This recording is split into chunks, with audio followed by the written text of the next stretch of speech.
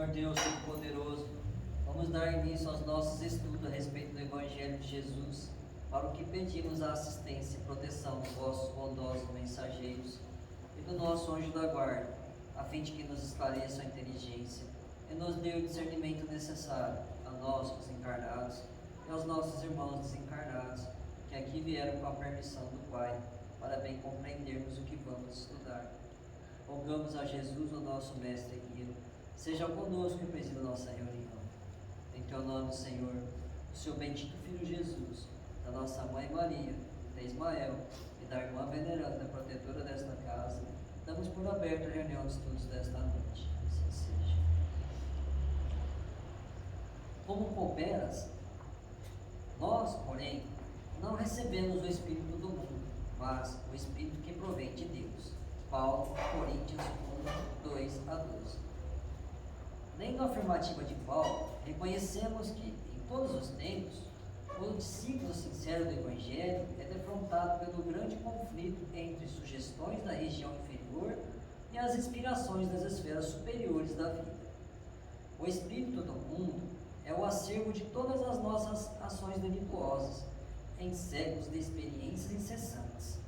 O Espírito que provém de Deus é o constante apelo das forças do bem, que nos renova a oportunidade de progredir cada dia, a fim de descobrirmos a glória eterna a que infinita bondade nos destinou.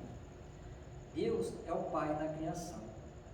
Tudo, fundamentalmente, pertence a Ele. Todo o campo de trabalho é do Senhor. Todo serviço que se fizer será entregue ao Senhor. Mas nem todas as ações que se processam na atividade comum provêm do Senhor. Pois existem nas oficinas terrestres, quaisquer que sejam a criação divina e a colaboração humana. E cooperadores surgem que se valem da mordomia para exercer a dominação cruel, que se aproveitam da inteligência para intensificar a ignorância alheia ou que estimam a enxada prestimosa, não para cultivar o campo, mas para utilizá-la no crime. O cientista no conforto do laboratório e o marinheiro rude, sob a tempestade, estão trabalhando para o Senhor. Entretanto, para a felicidade de cada um, é importante saber como estão trabalhando. Lembremos-nos de que há serviço divino dentro de nós e fora de nós. A favor de nossa própria eleição, é justo indagar se estamos cooperando com o espírito inferior que nos dominava até ontem, ou se já nos afeiçoamos aos espíritos renovador do Eterno Pai.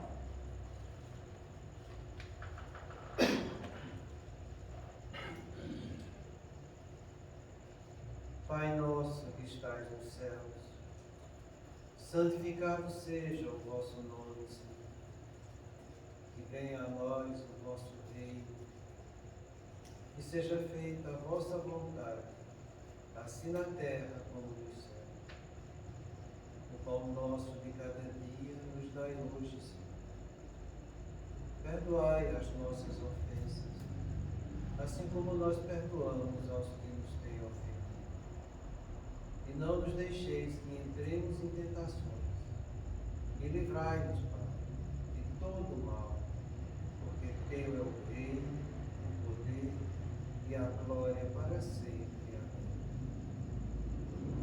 Espíritos esclarecidos e benevolentes, bondosos mensageiros de Deus, que tendes por missão assistir aos homens e conduzi-los pelo bom caminho, sustentai-me nas provas desta vida. Dai-me força para suportá-las sem murmurar. Afastai de mim os maus pensamentos e fazei que eu não dê entrada a nenhum espírito que tentasse iludir-me e conduzir-me no caminho do mal.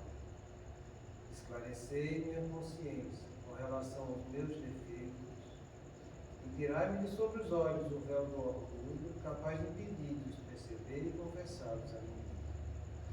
A ti, sobretudo, bondoso anjo da guarda, que mais particularmente velais por mim, e a todos vós, espíritos protetores, que por mim vos interessais, fazei que me torne digno da vossa proteção. Conheceis as minhas necessidades, que elas sejam atendidas segundo a vontade de Deus.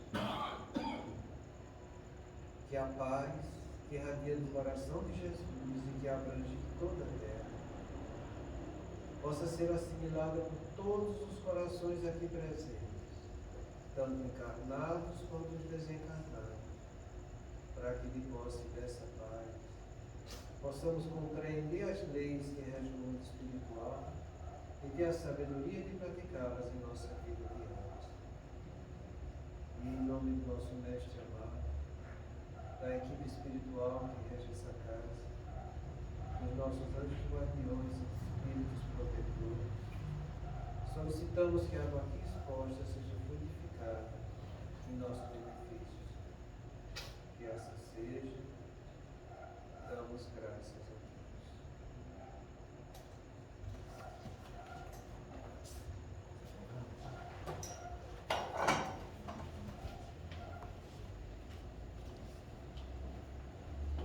Boa noite.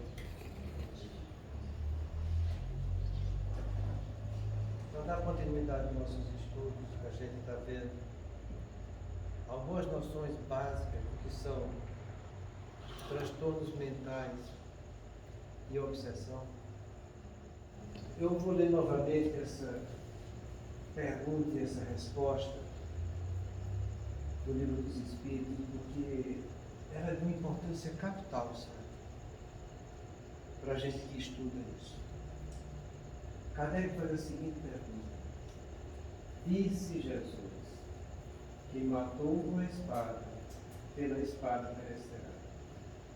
Estas palavras não consagram a pena de talião e, assim, a morte dada ao assassino não constitui uma aplicação dessa pena.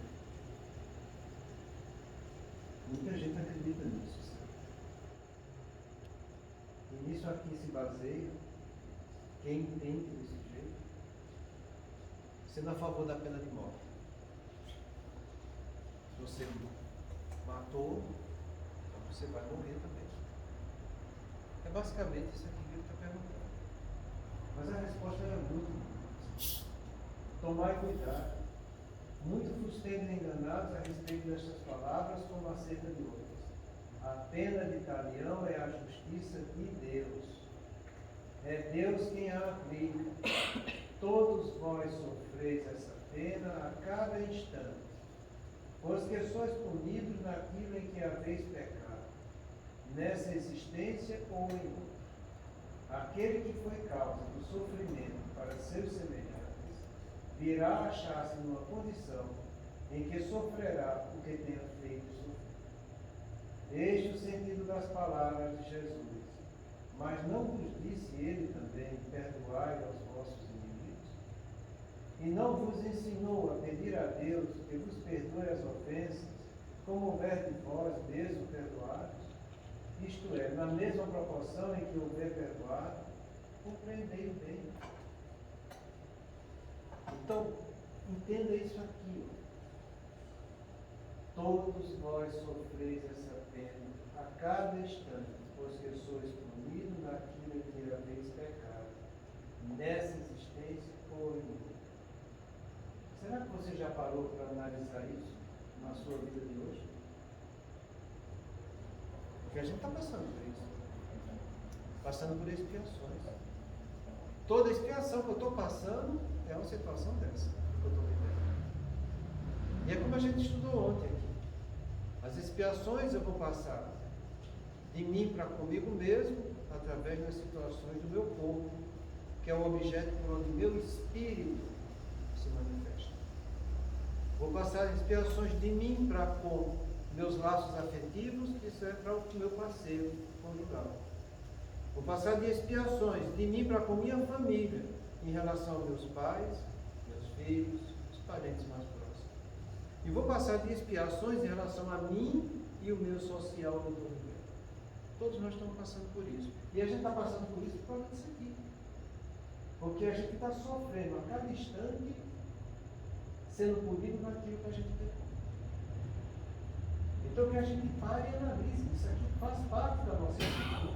Porque se você não reconhece sua expiação que você está passando, a chance de você se comprometer e continuar falhando é imensa. E eu digo imensa Porque a única maneira que vai fazer você superar a expiação é você estudando condições novas que vai te servir de molde para que diante da expiação você tenha uma conduta melhorada.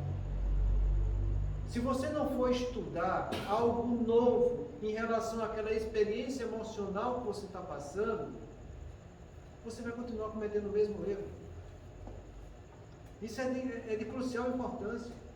O ministro Santos fala isso para André Luiz em relação, no livro Ação e Reação, em relação à pessoa que comete suicídio. Ele fala que a pessoa que comete suicídio vai sofrer muito no mundo espiritual pela bobagem que fez. Mas também uma hora vai ser resgatado, vai ser tratado, vai ser instruído, vai ser educado e vai se preparar para voltar para a carne. Se quando voltar para a carne não for atrás de estudar coisas nobres para vivê-las em sociedade, quando chegar o reflexo circunstancial da vida, que ele vai passar pelo mesmo conflito emocional que gerou o suicídio, ele provavelmente irá cometer suicídio novamente. Então é muito importante a gente saber isso que a gente está passando. Porque senão eu vou continuar me comprometendo. E é como ele diz aqui, aquele que foi causa do sofrimento para seus semelhantes, virá achar-se numa condição em que sofrerá o que tenha feito sofrer. É aqui que está a pena de Italião. E todo mundo passa por isso, porque é da lei de Deus, isso é a lei da reciprocidade, gente. Quando Jesus fala, cada um será dado segundo o seu merecimento, é isso. Se você fez coisas erradas, você vai merecer receber coisas erradas. E você mesmo é que vai ser o seu juiz. Entende? Então, é por isso que acontece as pessoas que chegam aqui com seus transtornos mentais. Seja eles transtornos de personalidade, transtornos neuróticos ou psicoses, como a gente está vendo aqui. Então, quando você vê alguém passando por um transtorno desse, entenda. Aquilo não aconteceu por acaso. Aquilo não foi fortuito na vida da pessoa. Entende? Muitas vezes as pessoas já acham que por ter um transtorno mental, seja ele qual for, existe um obsessor lá causando aquele drama todo na pessoa. E não é desse jeito. Muitas vezes a obsessão principal é do encarnado. É o que a gente chama de auto-obsessão. E a heteroobsessão que vem por fora é uma consequência do que ele tem com ele. E é importante a gente saber disso para a gente ter condição de tratar as pessoas da maneira correta. Então, depois desse conhecimento, a gente vai ver agora algumas explicações que ele dá para transtornos psicóticos e transtornos neurológicos. E ele começa falando da esquizofrenia. Como exemplo, temos a esquizofrenia paranoica, em que se sente perseguida e manipulada pelos outros para ser explorada. Isto acontece porque no passado, quando ela tinha poder, era ela quem fazia assim com as outras pessoas, passando a acreditar que todo mundo está fazendo assim também com ela. Aqui reside um processo primário, que no caso do doente mental, ele é um doente mental. Ele já nasce com essa deformidade no seu cérebro perispiritual. Não é que ele padeça da auto-obsessão. Auto-obsessão é quando eu tenho um conflito e eu fico com a ideia fixa naquele conflito. É algo que eu estou tendo dessa encarnação. No transtorno mental, não. Eu trago isso do passado. Pessoas que não foram justiçadas por seus erros aqui na Terra, pessoas que ludibriaram, pessoas que mentiram, que usurparam, que roubaram, que perseguiram, e essa perseguição não quer dizer que seja uma perseguição direta, não, em querer matar o outro, destruir o outro. Quando eu posso fazer perseguição quando eu estou tirando o que é do outro na classe do outro. Por exemplo, quando a pessoa política desvia dinheiro da saúde, ele está perseguindo a saúde. Todos aqueles outros que foram comprometidos, eles vão estar sofrendo aquilo. Mas o objetivo dele foi perseguir a saúde. Quando ele rouba dinheiro da educação, ele está perseguindo a educação. Entende? Do mesmo modo, o que é que vai acontecer com ele? Ele danifica o seu cérebro porque ele usou do que é nobre, do que é santo, ele usou da sua inteligência para ludibriar e perseguir e maltratar os outros, os irmãos dele. E fazendo isso, ele grava isso no seu cérebro espiritual. Ele cria para ele o mal que ele fez para os outros. É aí que está a pena italiana. Como ele fez mal para os outros, o Espírito em si sabe o que está fazendo. Ele é lúcido sempre. É a consciência culpada que tenta resgatar o erro dele. Assim, né? Exatamente. Quando ele faz errado, que ele tá, a gente sempre falou para vocês, existe o eu maior, o eu menor na psicologia. Existe a consciência espiritual e a consciência humana, que a gente fala isso na doutrina espírita. A maioria das pessoas ficam boicotando, camuflando a sua inteligência, sua consciência espiritual para viver na consciência humana. E aqui na consciência humana é o mundo capitalista que a gente vive. Quem puder passar perto do outro, está passando. E eles acham que isso é natural. Isso não é natural. O normal é eu respeitar o outro, o direito do outro, como eu quero que o outro venha respeitar o meu direito. Isso é que é justo. Quando você está fazendo alguma coisa que está ludibriando o outro, você está usando de artefatos da sua inferioridade, não deixando o seu ser espiritual agir. Porque o seu ser espiritual sabe, ele sabe, quando mergulha na carne, que ele deve agir com igualdade aqui na terra. Mas quando chega aqui, ele não faz isso. Então ele esconde a consciência espiritual dele, esconde o que é santo, o que é belo, o que é puro, para viver na consciência humana. E vai fazendo coisas, do ponto de vista até legal, do ponto de vista humano, mas imoral diante da lei de Deus. E o que é que vai manter a nossa vida? Não é a lei dos homens, é a lei de Deus. Então, quando chega no mundo espiritual, que a consciência dele volta a agir, porque ele agora é um espírito, ele reconhece o mal que fez. Ele se arrepende, mas fica no remorso e no culpismo. Eu fiz os outros sofrer, eu mereço sofrer. Ele sabe que danificou o corpo espiritual dele, o centro de força dele, e por mais que o espírito dele, esse ser criado por Deus, queira agir correto, não consegue, porque o órgão por onde ele vai se expressar está danificado. E é aí que está o problema nosso. Então o que é que acontece com isso? Ele faz as coisas erradas aqui na terra. Ele abusa, maltrata, e com isso prejudica muitas pessoas. Quando ele chega no mundo espiritual, aqueles que ele prejudicou vão estar esperando por ele. Que encontrando a consciência culpada dele, começam a auxiliar, começam a judiar dele do jeito que ele judiou dos outros. Entende? Vê o que é que acontece no livro Ação e Reação com o caso do Antônio, com o filho dele, o Luiz. É a mesma coisa. Ele parecia da usura. Entende? Então eles começam a fazer isso. E com isso danificam cada vez mais o centro de força dele, porque ele é culpado e ele aceita a culpabilidade dele. E quando ele reencarna, que vai ser o perispírito dele, o modelador biológico do corpo, ele traz essas deformidades do cérebro perispiritual para o cérebro físico dele. E ele começa a viver no corpo aquilo que ele está tendo, a lembrança afetiva do ontem pelos erros que ele cometeu.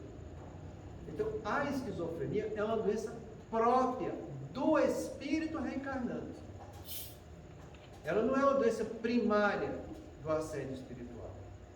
Então, quando você vê alguém entrando num quadro psicótico, isso não é raro. A gente convive com gente psicótica o tempo todo. Tem uns que se trata aqui. São almas que são doentias e que devem ser tratadas desse jeito. Entende? Porque a obsessão que vai se instalar sobre elas é secundária à doença que ele tem na vida de hoje. A obsessão que ele vai ter vai agravar o que ele já tem, mas não vai causar o que ele não tinha. É essa a questão que eu acho importante. Entendeu? A gente sabe que isso acontece pela pergunta que a gente viu aqui no passado. Entendeu? Aquele que foi causa do sofrimento para os seus semelhantes virá achar-se numa condição em que sofrerá o que tenha feito sofrer. Essa é a lei de Talião. Essa é a lei de Deus. É a lei da justiça de Deus. A cada um será dado segundo o seu merecimento. Isso vale para tudo. Para tudo. Toda vez que você infringiu a lei de Deus, você está marcando um encontro, ou nessa ou na próxima encarnação, com aquele crime que você cometeu. Não tem como acontecer diferente. É assim que a coisa se processa. Mas em cima dessa lei de Talião, existe uma outra lei que é a bondade de Deus, por isso que Deus é soberanamente justo, lei de Talião, e bom.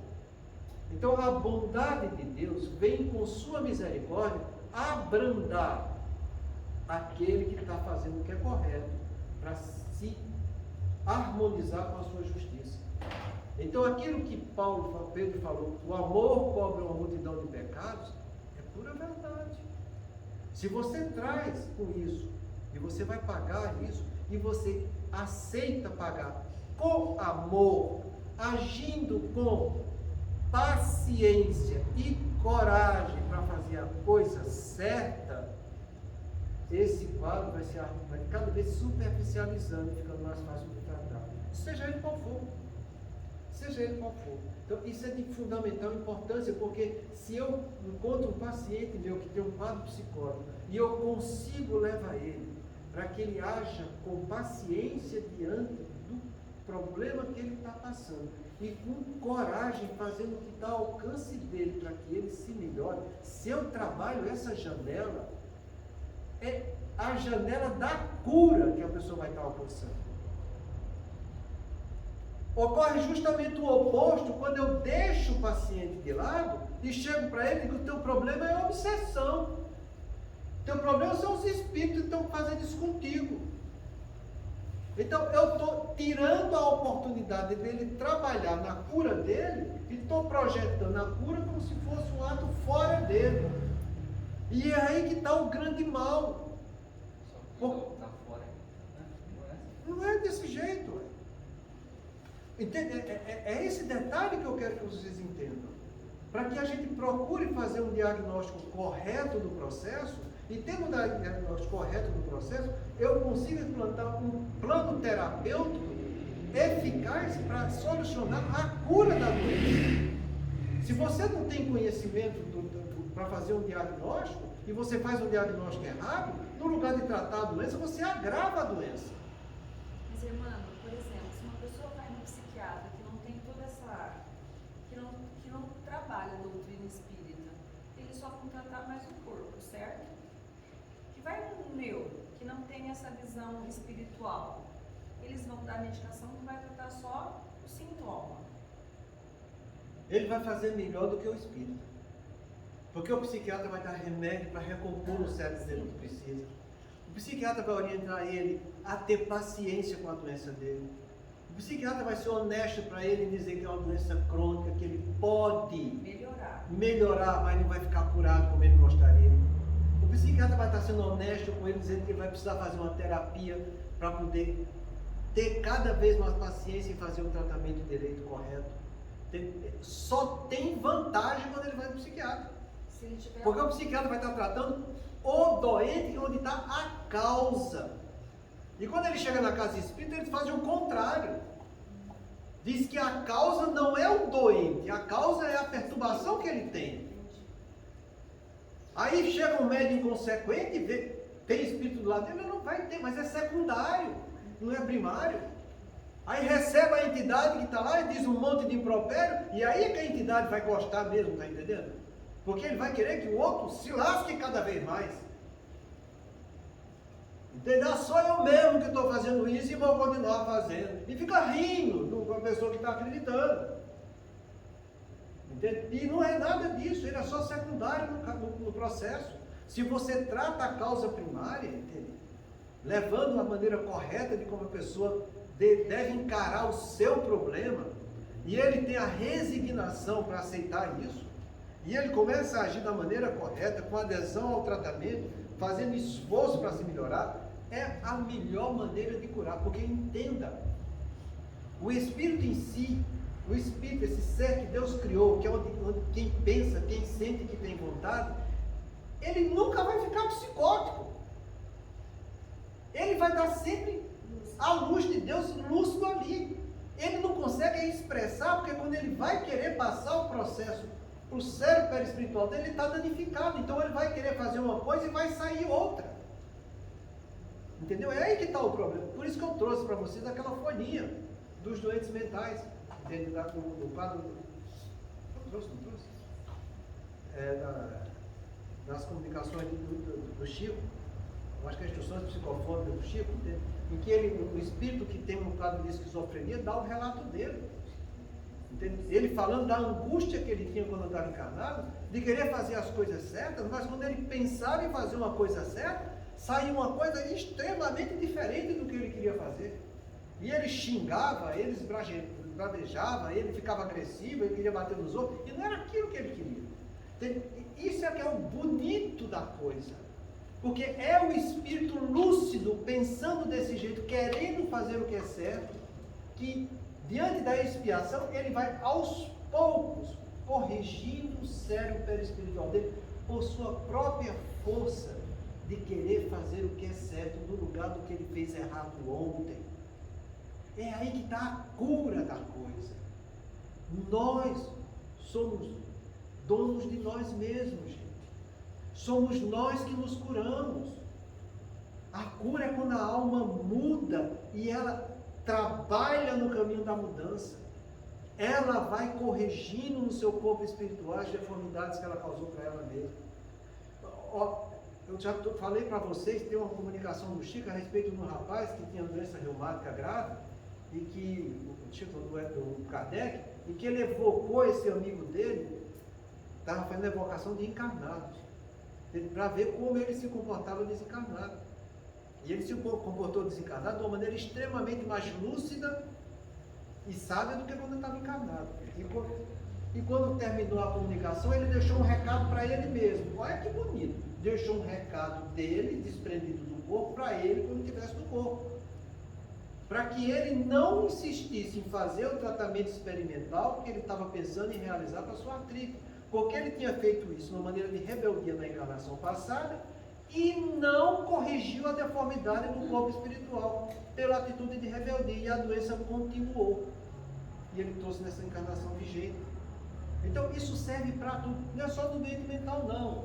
Se você tem um diabetes e você não cuida direito do seu diabetes, e você é uma pessoa rebelde, não fazendo a dieta, não fazendo o tratamento correto, se você tem uma epigastrologia e também faz a coisa correta do mesmo modo, você está perdendo a chance de corrigir as deformidades no seu corpo espiritual. Em vez de estar corrigindo, você vai estar agravando. Entende? Então, aceita o que a vida te dá, porque o que a vida te dá, que você está recebendo hoje, é de conformidade do que você fez ontem. E o que você está recebendo hoje não é bom, faça o que você pode realizar para melhorar aquilo, com todas as armas que estão ao teu alcance. Porque quanto mais esforço você desprender para resolver seu problema, mais você vai estar corrigindo a mazela no seu corpo espiritual. E quando você desencarnar, teu perispírito vai estar bonitinho. Porque se você não fizer isso, você, além de estar perdendo a chance de corrigir os seus centros de força no corpo espiritual, você vai estar intensificando as mazelas e as deformidades. Entende a coisa como é que se processa? Isso serve para tudo isso que a gente viu aqui, gente. Aquele que foi causa do sofrimento para seus semelhantes virá achar-se numa condição em que sofrerá o que tenha feito sofrer. E assim vale para tudo, como no caso do paciente que é esquizofrênico. Então ele maltrata, persegue, calunia, é desonesto, é leviano, é zombeteiro, Pode passar a encarnação inteira assim. Inteira. Ele vai sofrer no mundo espiritual? Vai. E vai sofrer muito. Porque ele vai começar a ser obsidiado nessa encarnação e a coisa vai se intensificar quando ele chegar lá no mundo espiritual. E quanto mais obsidiado ele foi, subjugado pelas entidades inferiores, maior vai ser a deformidade no corpo espiritual dele. E quanto maior for a deformidade no corpo espiritual dele, maior será a desorganização do corpo físico quando ele encarnar. E quanto maior a desorganização do corpo físico quando ele encarnar, maior vai ser a doença que ele vai sofrer. Não, nesse caso da doença psicótica, essa expiação, ela é compulsória?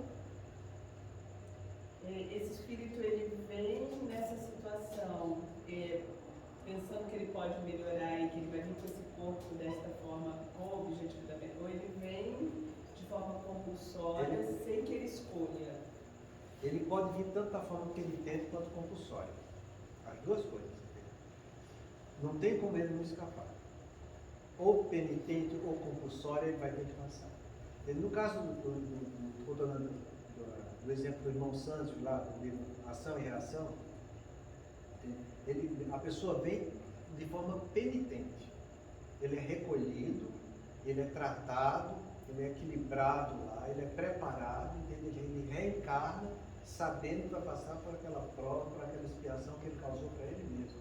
E que se ele não fizer direito aqui, ele provavelmente vai cometer suicídio novamente. Eu acho bonito esse exemplo do irmão Santos, porque ele fala a respeito de uma doença grave, que é o suicídio. Mas muitos irmãos nossos, por preces intercessórias de pessoas que o amam, fazem com que ele reencarne para que ele saia do processo obsessivo que estava no mundo espiritual, sendo aviltado pelos inimigos dele. E tem mais, muitos desses irmãos, eles vêm, eles já encarnam o mais rápido possível, para que eles passem pelo menos um tempo sem ter o assédio dos obsessores do mundo. É muito interessante isso. Porque enquanto ele está no mundo espiritual, a maioria desses irmãos nossos, eles estão sendo o tempo todo subjugados nas trevas. O tempo todo sendo subjugados.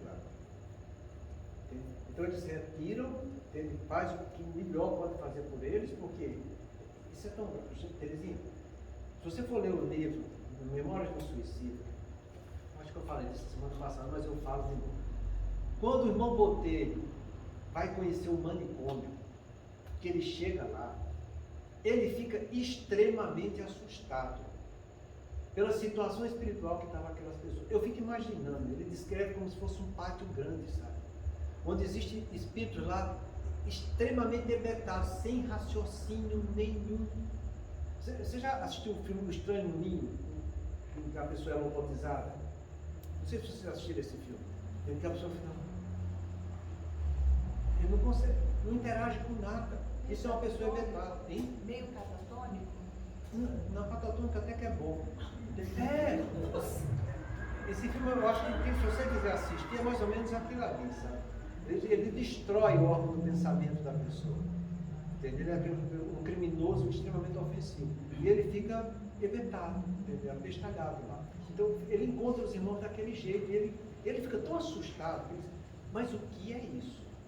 Porque nós, fala dele, que passamos o que nós passamos, com o mal que nós fizemos para nós mesmos, achamos que era a coisa pior que poderia existir quando estava no vale do suicídio, quando a gente estava sendo tratamento, mas eu vejo isso aqui uma situação extremamente pior. E a orientação que ele recebe é o seguinte: aqui estão aqueles que cometeram suicídio de caso pensado, fazendo uso de coisas que iam comprometer seu corpo, que sabiam que iam comprometer e que continuaram fazendo. Por exemplo, fumo, uso de drogas lícitas e ilícitas, álcool e gula.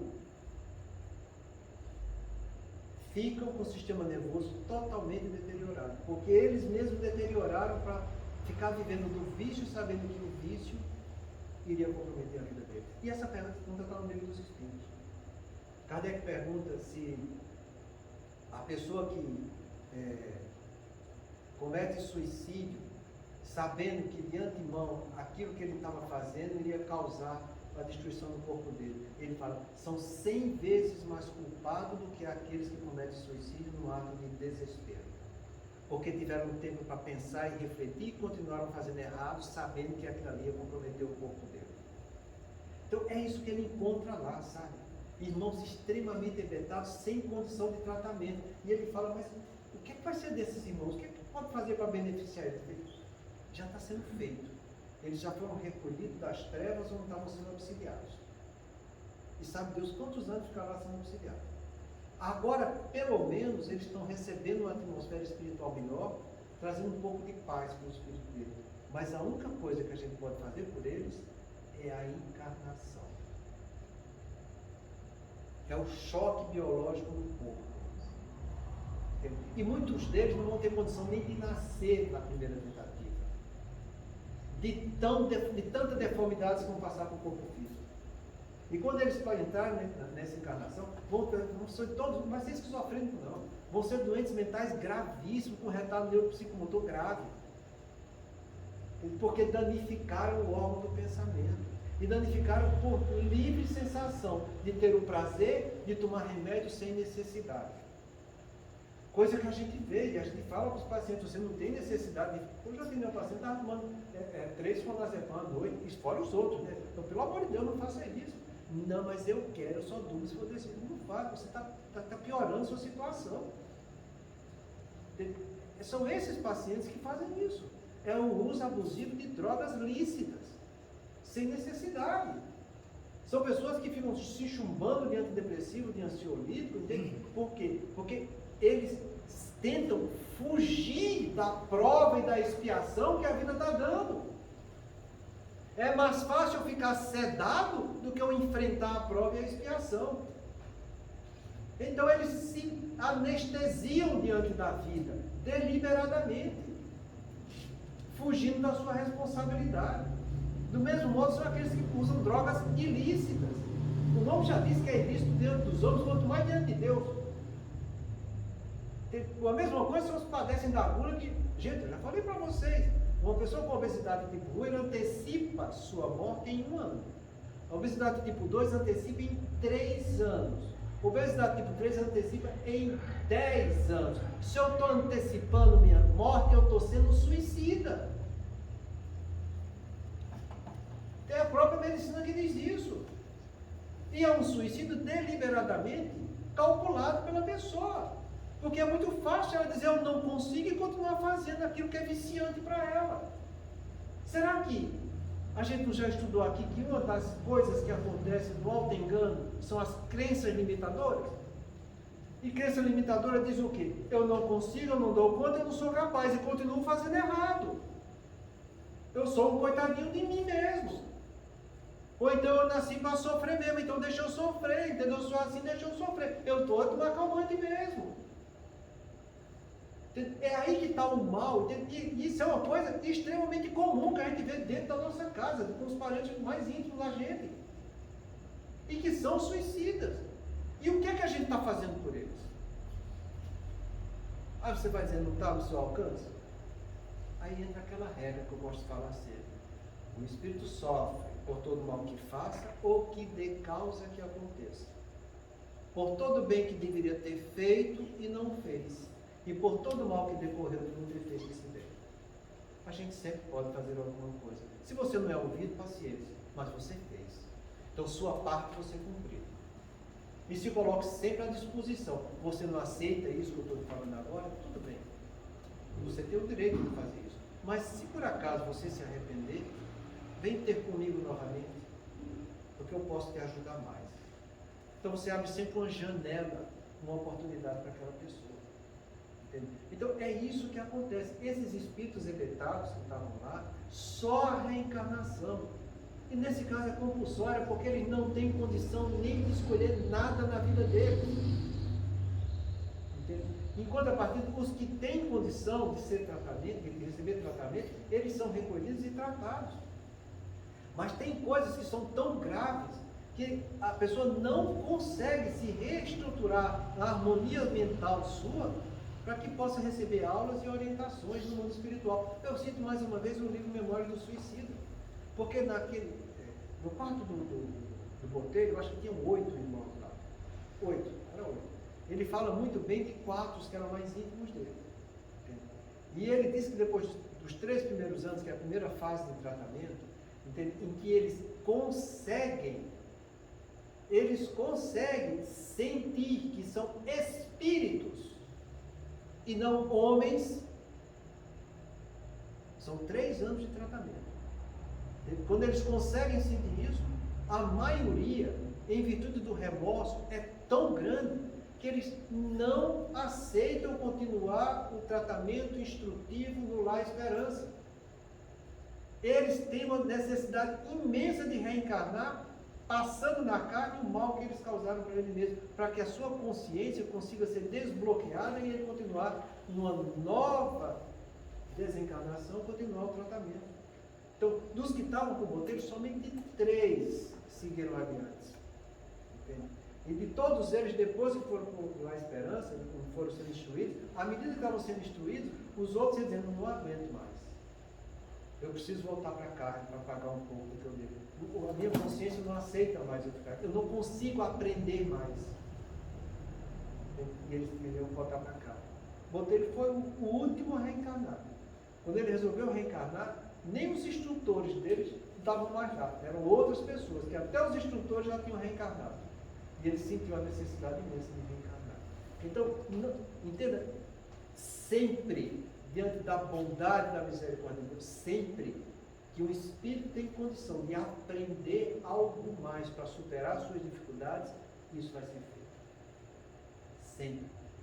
Mas tem tantas coisas equivocadas que a gente faz, que a gente bloqueia tanto a nossa atividade mental, que a pessoa não tem condição de aprender. E por não ter condição de aprender, só a encarnação, pelo choque biológico, para que ele adquira outra personalidade, num contexto de vida já que está apagando um pouco do ontem, é que quando ele desencarnar novamente, é que ele vai ter condição de ser instruído e orientado pelo mundo espiritual. Porque ele mesmo não oferecia condições. Então, sempre que é possível, as encarnações serão penitentes. A encarnação compulsória é, no caso, pela rebeldia do Espírito. Isso está no Evangelho segundo o Espiritismo, no capítulo 5, acho que é lá no tópico 9, 9, 10 e 11. Kardec fala que aos espíritos que são ignorantes e endurecidos terão reencarnação compulsória. Ignorantes são os que não querem aprender. Endurecidos são os que não querem trabalhar sentimentos bons. Esses que estão arraigados nos sentimentos de valência negativa. Entende? Esses que estão se recusando a aprender coisas novas, eles terão reencarnações compulsórias. Por interferência de almas que os amam. Entende? Que se responsabilizam por eles. Mas o normal, entende, é que você queira aprender e tenha condição de aprender e queira melhorar a sua emotividade. Porque quando acontece isso, a espiritualidade sempre ajuda, sempre ampara, sempre instrui. O que não acontece quando você tem uma mente muito comprometida em que você danificou suas estruturas cerebrais suas. Eles não têm condição de ser equilibrados. E quando não tem condição de ser equilibrado, eles vão reencarnar para que no choque biológico ele passe para o corpo um pouco das deformidades do seu perispírito e aquele espírito em si, o ser pensante, que está querendo fazer o que é certo para se libertar daquele mal que ele está sofrendo, comece a intensificar essa transmutação dessa energia do corpo espiritual para o corpo físico. E quanto mais isso passar, mais limpo e mais equilibrado vai estar o seu corpo espiritual quando ele desencarnar. Entende? É interessante, naquela passagem que eu trouxe, dessa comunicação do Chico, o espírito, quando ele desencarna, e que ele diz que passou 20 anos no caso de esquizofrenia até desencarnar, a doença surgiu mais ou menos aos 20, ele desencarnou aos 40, porque eles desencarnam precocemente, em virtude da própria deterioração do corpo físico deles, que ficam extremamente judiados, não só pela doença, mas pelo tratamento. Porque as drogas que a gente usa com ação antipsicóticas, elas têm um efeito metabólico muito grave no corpo das pessoas. São drogas que são diabetogênicas, são drogas que induzem a obesidade, são drogas que induzem a dislipidemias, entende? São drogas que induzem doenças metabólicas geral no corpo das pessoas. Por isso que ele desencarna mais precocemente. Entende? Então, quando ele desencarnou, que chegou no mundo espiritual, até no mundo espiritual, ele queria fazer as coisas e tinha dificuldade. Entende? Tanto que ele foi recolhido pela espiritualidade superior. E ele perguntou para eles, por que é que eu ainda não consigo agir da maneira que eu gostaria de agir? Entende? Aí é que é feita a catarse dele lembrar a encarnação anterior. Quando ele foi um juiz devasso. Um juiz que era tendencioso politicamente. Gente, eu não estou falando isso por causa da desgraça que a gente está vivendo no país, não. Estou falando isso porque está lá mesmo. Eu trouxe a comunicação para vocês, é sério mesmo. Quem não recebeu, eu posso até trazer para vocês. Se não receber, não, eu trago para vocês. Nem você, é muito bonita essa mensagem, sabe? Então, ele revê a encarnação anterior, vendo o que ele fez, ele começa a ver o tanto que ele foi subjugado na espiritualidade inferior em virtude do erro que ele cometeu, para que ele, lembrando disso, a consciência dele mostrasse para ele mesmo que ele pagou o mal que ele tinha feito.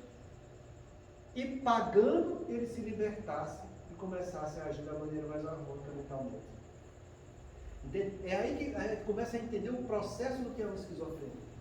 A cura começa a acontecer quando ele faz a catarse e lembrar do mal que causou, saber que resgatou naquela encarnação grande parte do mal que ele fez, e a consciência dele, sabendo que se libertou da culpa, ele volte a pensar de uma maneira mais harmônica. Para que, pensando de uma maneira mais harmônica, ele programe uma nova encarnação. E, dependendo do que ele ter feito, se resgatou tudo ou não, se foi resgate só parcial, ele vai encarnar numa situação de transtorno esquizotípico, por exemplo. Que é uma coisa que não chega a ser uma esquizofrenia, mas também não chega a ser normalidade. Ou de um transtorno de personalidade esquizoide. Ele é uma pessoa que fica mais excêntrica, gosta de viver mais isolado. Para que depois, quando ele tiver a harmonização completa da sua casa mental, ele reencarna para ser novamente um juiz. E dessa vez ver se faz a coisa correta.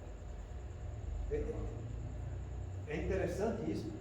É interessante isso porque você comete um crime numa encarnação.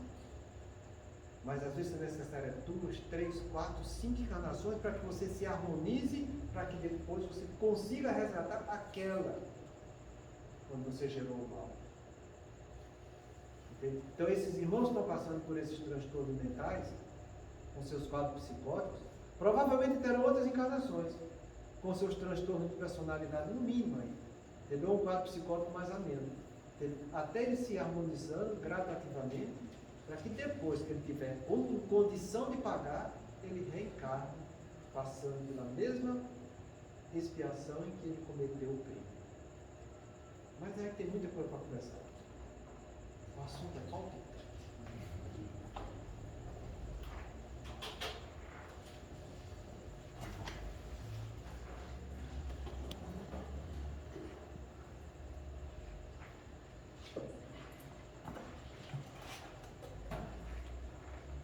Passando nossa prece, pensando nos nossos entes queridos e também em toda a humanidade,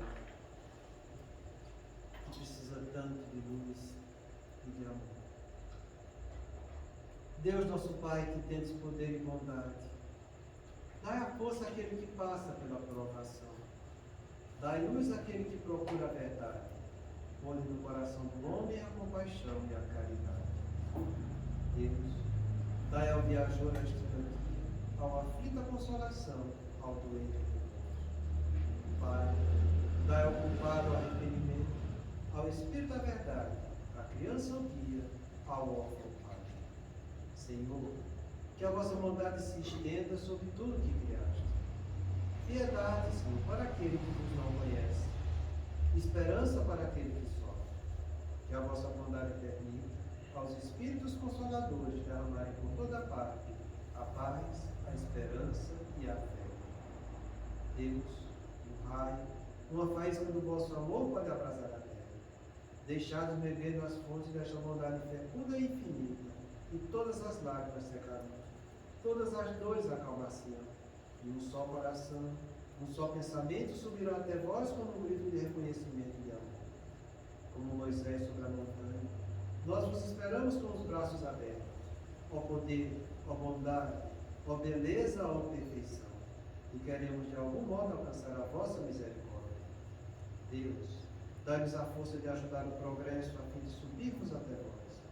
Dai-nos a caridade pura, dai-nos a fé e a razão. Dai-nos a simplicidade que fará de nossas almas o espelho onde se refletirá a vossa imagem. O tempo não para.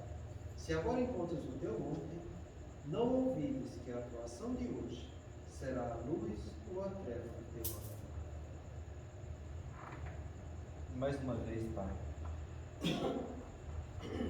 e agradecemos por todo esse aprendizado, e agradecemos, Senhor, pela nossa saúde, e agradecemos pelo nosso lar, e pedimos, Pai, que continue olhando por esses irmãos nossos que estão nessas zonas de conflito, e leve, Pai, sabedoria, amor a esses líderes que ainda estão em busca de poder.